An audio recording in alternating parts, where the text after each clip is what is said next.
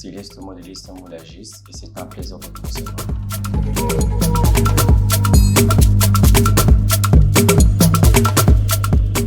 L'entreprise s'appelle Victor Otem qui signifie la victoire dans le cœur. Otem qui est originaire du Bandundu qui signifie le cœur. C'est une entreprise spécialisée dans le vêtement soie, wedding dress et costumes pour hommes depuis aujourd'hui 10 ans et nous essayons de pouvoir changer les tendances sur la capitale congolaise et apporter de nouvelles tendances de mode qui se comparent à la mode européenne et partout dans le monde.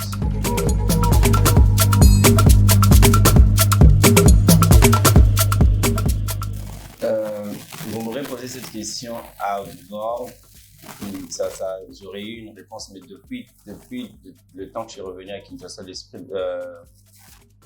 de l'entrepreneuriat n'est pas le même. Ça pousse les codes parce qu'il n'est pas défini de la même façon ici qu'à l'étranger. Parce qu'il y a beaucoup de dilemmes qui fait face aux entrepreneurs tous les jours de la vie qu'on ne sait pas pouvoir les définir de la même façon.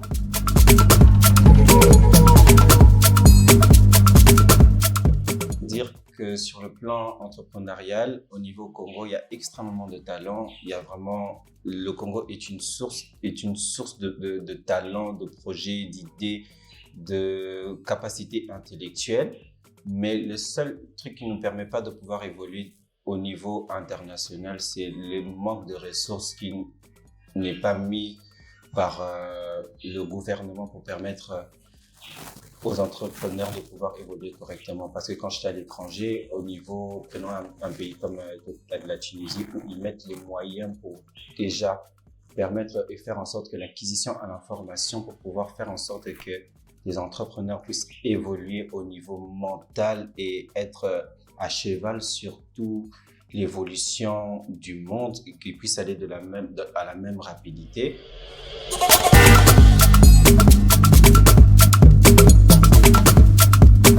Non, c'est pas vrai parce que il faut dire que j'ai pas directement commencé à faire de la couture. J'ai un background, aux humanités, j'ai un diplôme en hôtellerie-restauration.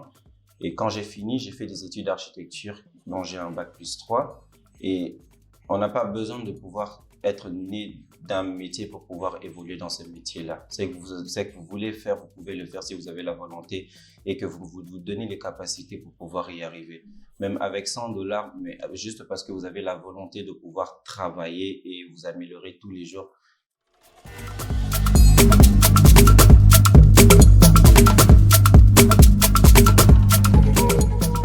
Les échecs, il y en a beaucoup. Hein. La seule chose qu'il faudrait faire, c'est ne pas pouvoir retomber sur ces échecs. Comme je vous ai dit plus tôt, j'ai un diplôme en architecture intérieure et je me suis auto-instruit en couture. J'ai développé ma propre technique de patronage. Et 5 ans après que j'ai commencé, j'ai décidé de pouvoir faire un perfectionnement. Je suis parti à l'étranger pour pouvoir faire une école de haute couture. Donc, j'ai fait une école de haute couture où j'ai obtenu un diplôme en broderie fait main, moulage et stylisme,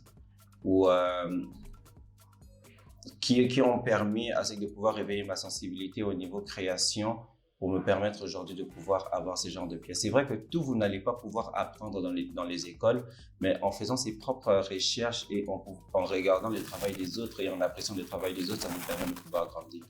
Vous n'allez pas toujours aimer le travail que vous êtes en train de faire parce que vous allez dire que c'est très bas, parce que vous êtes en train de passer beaucoup de temps à pouvoir le faire, mais que ça puisse pas être une faiblesse pour vous dire « Ah tiens, je suis pas très bon dans ce que je suis en train de faire » et « just to quit everything ». Ce n'est pas normal et ça n'a pas de sens. Tomber, c'est une manière de pouvoir se relever et ça va vous permettre de pouvoir s'améliorer. Et trouver vraiment la patte, qu'est-ce que vous êtes censé faire et de la manière dont vous êtes censé le faire.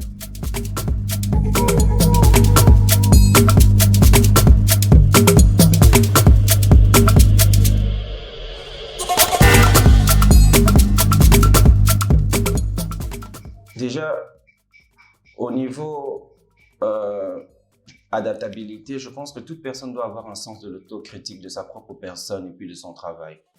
Parce que ça te permet de pouvoir... Il y a cette phrase qu'on dit en anglais, « Sometimes you have to keep yourself for yourself, so you're going to learn the way you have to function, the way you have to behave, the way you have to stay an even stance between people and among people.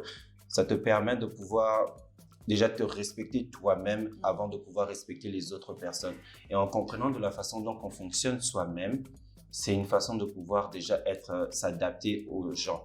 Il ne faut pas tout le temps s'adapter aux gens parce qu'on risque de se perdre, mais à la limite à laquelle vous pouvez laisser les gens faire leur partie, ça va vous permettre de pouvoir faire votre partie aussi. Et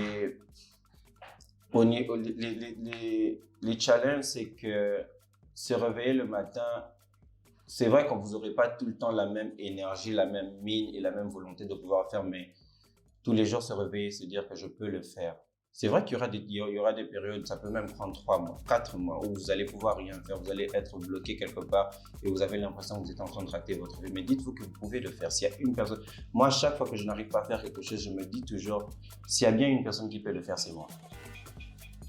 Et je vais répéter ces paroles d'affirmation pendant les périodes où je ne vais pas très bien. Et quand je rebondis, je reviens avec des nouvelles idées. Le temps que j'ai passé à ne rien faire, c'est peut-être le temps que j'étais censé pouvoir m'instruire sur quelque chose sur Internet qui me permet de pouvoir développer quelque chose et puis présenter d'autres choses aux gens.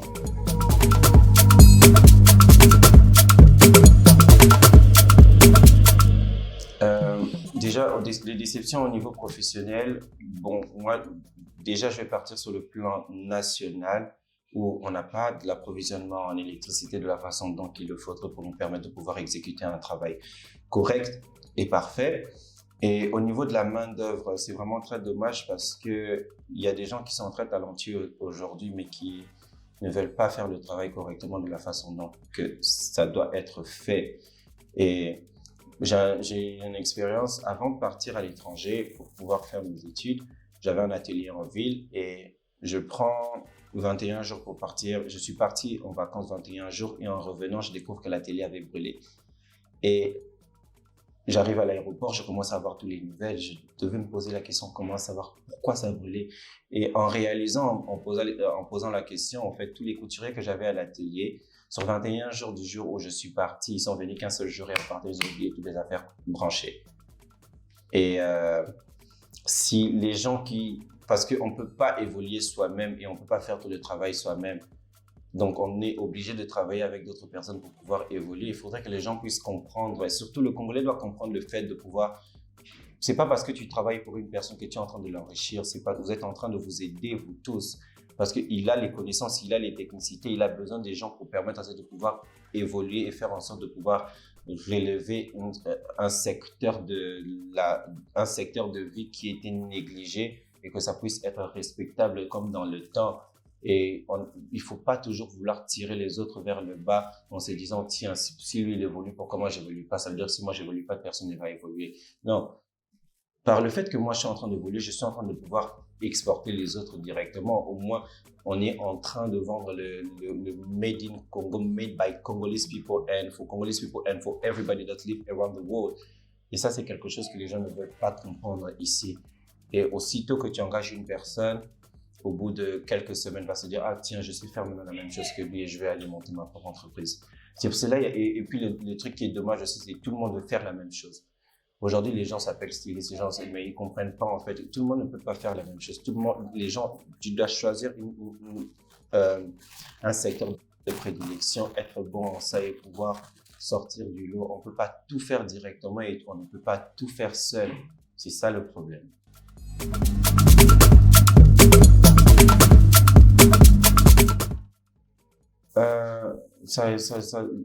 L'environnement le plus favorable pour un entrepreneur de pouvoir évoluer, c'est un environnement de stress. C'est fou, mais c'est la vérité. Si tu n'as pas de stress, si tu n'as pas de challenge, tu ne pourras pas évoluer parce que tu dois être buté à des nouvelles choses tous les jours qui vont te permettre de pouvoir réfléchir différemment et de projeter, en fait, avoir plusieurs perspectives de la vie. Si vous faites pas face à tous ces challenges de la vie, vous ne pourrez pas évoluer de la façon dont il faudrait évoluer. Et ça ne vous permet pas de pouvoir vous réinventer, ça ne permet pas de pouvoir vous instruire, ça ne vous permet pas de pouvoir. Parce que plus il y a des challenges, vous arrivez à trouver des solutions plus rapides.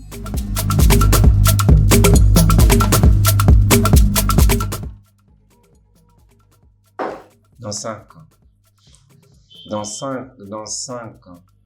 Ça va être bien. Dans 5 ans, l'idéal pour moi, c'est d'être le prochain Pronovias Zuer Mourad congolais qui sera exporté, qui sera spécialisé dans le secteur du mariage, de l'habillement, du soir et du vêtement homme, qui sera totalement congolais, dont le Made in Congo qui sera vendu partout et ailleurs.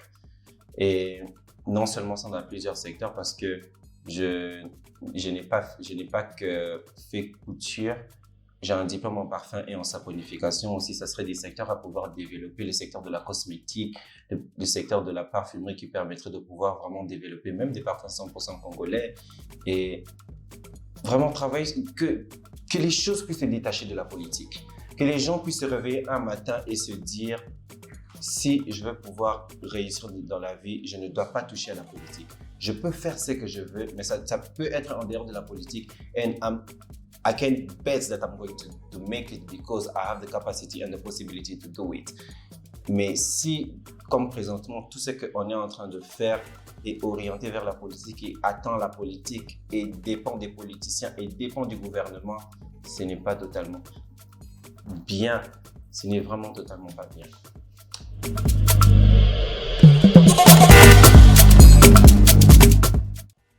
Déjà, en prenant compte que à l'époque où le Congo à l'époque était la capitale de la mode africaine,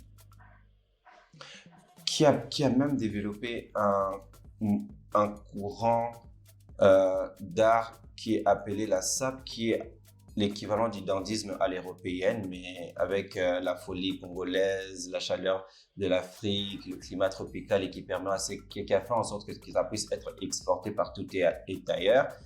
Et en développant le fait que on a la possibilité de pouvoir développer déjà ce genre de courant qui est exporté dans le monde entier. Et aujourd'hui, si on se met à créer nos propres tissus, à créer toutes les matières premières, et ça va déjà créer de l'emploi au niveau main-d'œuvre, au niveau production de matières premières qui seront totalement faites sur le sol congolais et pallier, qui va permettre au Congo de pouvoir exporter tout ce qu'il est en train de faire, qui va vendre le pays. Au moins, on a la possibilité de savoir que le Congo fabrique ça, le Congo peut faire ça.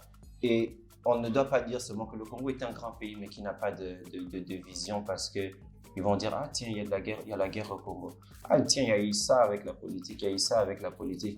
Mais si on essaye de pouvoir développer d'autres secteurs et faire en sorte que les gens puissent avoir... Quand les gens ont envie de se regarder, les gens ne vont pas regarder à la politique. Ils vont regarder sur autre chose. Une personne peut se réveiller aujourd'hui le matin et va se dire, ah tiens, moi pour réussir, je vais vendre du charbon. Qui n'est pas le meilleur exemple parce qu'il faudrait protéger la planète. La personne va se dire, je vais faire de la pêche. Vous allez faire de la pêche. Est-ce qu'il y a les moyens requis pour pouvoir faire la pêche sur le fleuve Congo? Parce que le fleuve Congo est l'un des courants les plus rapides du monde, qui est totalement appelé la bouche du diable et qui n'est pas praticable. Mais s'il n'y a pas les moyens requis pour pouvoir faire la pêche sur le fleuve Congo, c'est pas possible, même si c'est déjà fait. Mais s'il y a plus de moyens mis en œuvre, ça va permettre à ce qu'on puisse avoir des éleveurs qui vont le faire correctement, des pêcheurs, des gens qui vont pouvoir peut-être se spécialiser dans la boriculture fruitière, le maraîchage. Il y aura plusieurs diversités et puis ça va permettre de pouvoir révéler le Congo.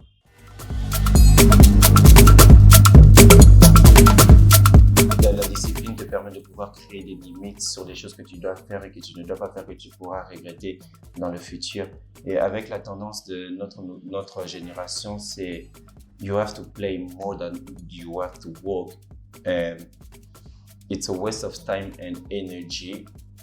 Et aussi, en étant discipliné, tout ce que les autres, les jeunes comme moi sont en train de faire présentement, que toi tu es en train de mettre le temps et la discipline pour pouvoir to achieve something, au moment où ils vont se réveiller pour pouvoir commencer à pouvoir faire ces choses-là, tu auras du temps pour pouvoir te reposer parce que tu as déjà eu à le faire. Et la discipline te permet de pouvoir savoir comment te contenir, te maintenir, savoir comment prendre les situations parce qu'avec une certaine discipline, tu sais comment recevoir les situations et tu sais ne pas totalement tomber à tout le temps. Parce que tu t'es déjà instruit à pouvoir faire face à certaines situations et non à ne pas te laisser envahir par le peur.